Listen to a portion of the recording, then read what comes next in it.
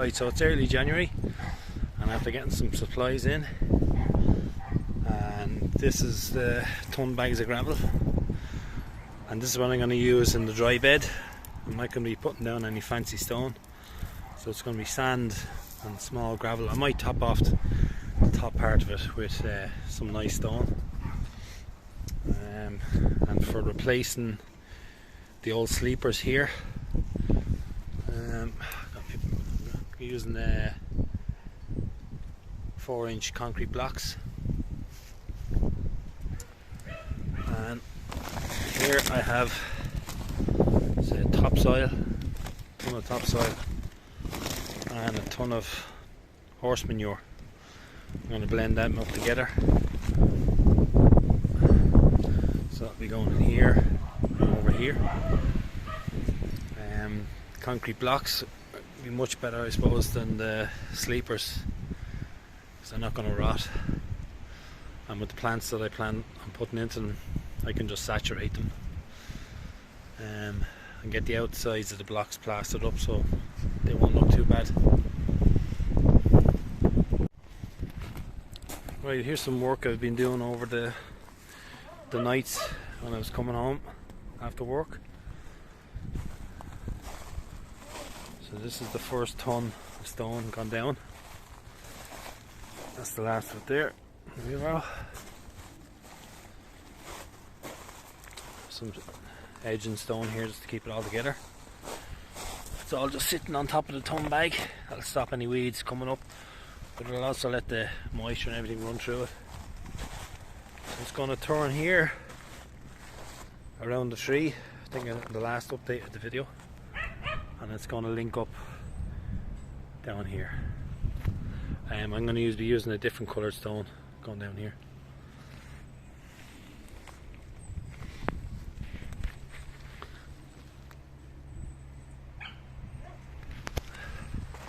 So in here I'm actually going to be putting maybe one or two of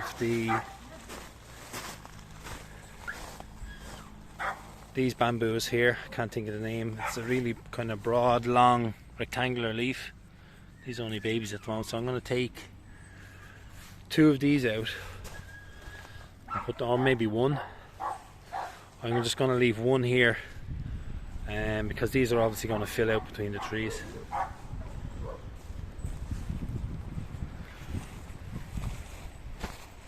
It's starting to come together. The pathways are looking alright. Right, so this is the view from the dry bed, or which will be the dry bed. I'm going to take out one of the small bamboo there. Put the last of the stone down.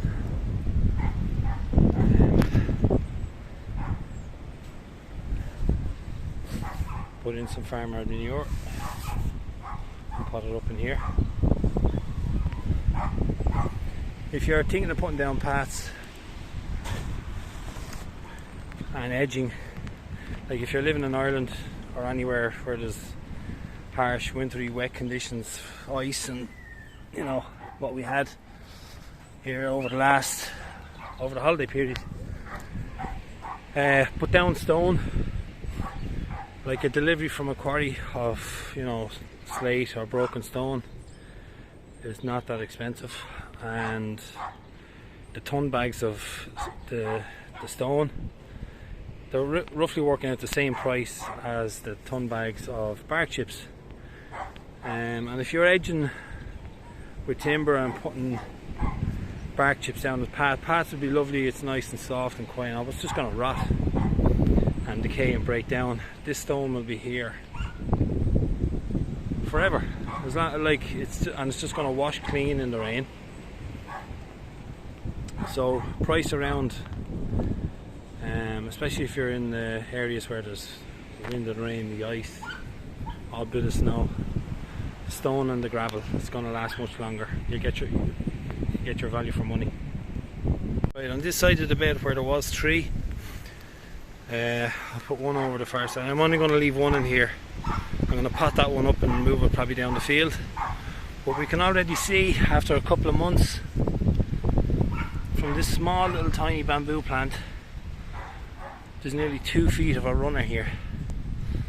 So I'm going to have to adjust this and lay it into this trench here. Alright, so the shit weather's coming in now. I'll keep going. What I'm doing now is I'm going to start using this pea gravel. And I'll show you where I'm putting that. Right, so I have the path with this coloured stone done and the edging done. And I've changed over to a different stone for in here. It's pea gravel and it's just different colour, so it's going to contrast. And I've put just one of that variant of the bamboo there. This is a different type of bamboo, and I put one of the bamboo in here, and they already have runners. There's some ferns actually growing in here. They're just the local wild ferns, and they should look nice. So instead of using because it's going to be the dry bed, and there's all going to be sand and gravel, like builder's gravel, going to be put in here. I think that could be a good medium for the dry plants to grow into. That'll be another probably different colour again, but this whole area, and then I might put a retaining wall here.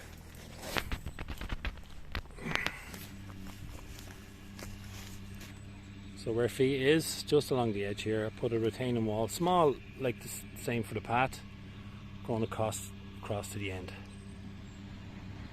And then coming down here, I have another ton. It's like a red or purple gravel.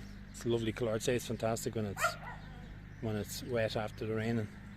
And it's going to be a narrow path, all just down here.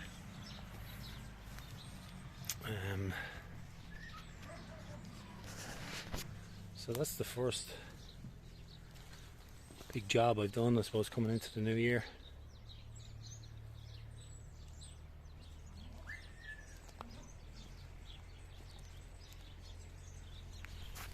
And of course I could plant in, because this is going to get shaded here on this side when the banana or the bamboo develops.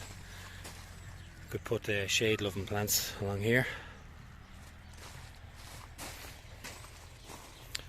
I'm not too sure what to put in there. I might put more stone, pea gravel, put more Mypex in, just to stop the encroachment of weeds and grass. The sun is back out.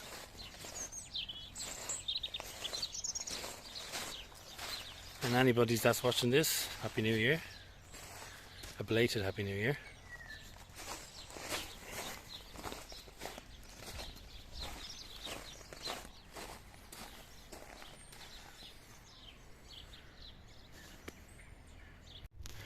Right, so the sun is shining. I was going to go in, but I'm going to stay out and prep the path over here with some ton bags. And I had an old ton bag with some gravel in it. It's been lying around for Jesus over a year, so I decided to just chuck this in. And I'm going to what I use here is actually a knife that I use when I'm out hunting with the lads. This knife here. So I'm going to do a separate review on this knife and why I've used quite a few knives over the years while out hunting, and I'm going to tell you why I think this one is the best. Right, so I've been using this knife here to open up the ton bags, and I've used this in the garden a lot over the last year or so, and it's been indispensable. It's brilliant. I'll get into that in another vid, but recycle your ton bags from your gravel or whatever it is you're getting delivered. They're shaped like a box, so first thing all you need to do is cut off the 4 handles and then take out the two side sheets, and you'll need a robust or sharp knife anyway to do that. It's really tough material, it's stronger material. I think it's stronger than the agricultural fleece. There's no way that's going to break down. It's really tough. It will let the rain through it, but it won't let the weeds come up through. So it's a perfect membrane if you're putting down the pats and stuff. Okay, so take out the two side sheets, and then you just, where on the corners here, you just loosen them up, okay, with your knife here, and then on those 2 points there, and you straighten it out. And basically that's it there now. So this is going to run on down here. I'll just get a couple of rocks now to sit this down. Should make sure it doesn't blow away in the wind. I'll use that log there for the time being.